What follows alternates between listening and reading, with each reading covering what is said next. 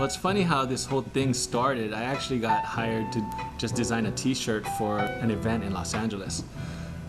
During the course of designing it and filming the video for it, I made a comment towards the end talking about how perfect the game was and the gameplay was, but it was just lacking a little something, and I put it out there that it was lacking graffiti. Being a graffiti artist and from a graffiti background, we want to bomb on everything, you know.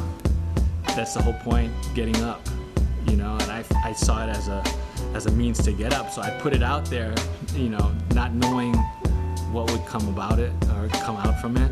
And to my surprise, they liked the idea, so much so that they hired me to come in and bomb the shit out of the game.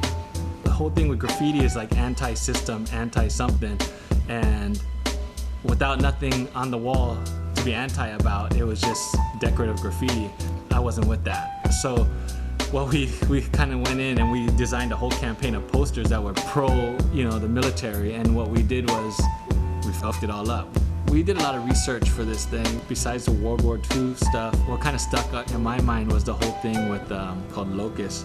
We used everything from mean streaks to chalk to different markers, pencils, dirt from in the back, you know, from the alley. Of course, spray paint, you know, roller paint, scribers, anything we could get our hands on, basically, to get a certain effect. The color palette we went with, for the most part, on as far as all the painting, we did a lot of like buff paint and whites and grays and blacks, and I wanted to keep it true to like even their game feel is kind of dark and gloomy. But you do see some hints of color here and there, but they're definitely layered and in the background, and with posters on top of that. You got the vintage posters on top of some colorful graffiti with buff paint on it, and then we think we're finished, and then we go and buff the whole thing out, you know, and then so it was definitely a process.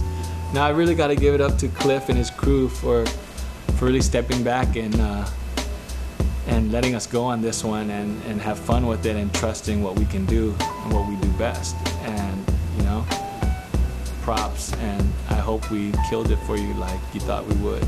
So enjoy.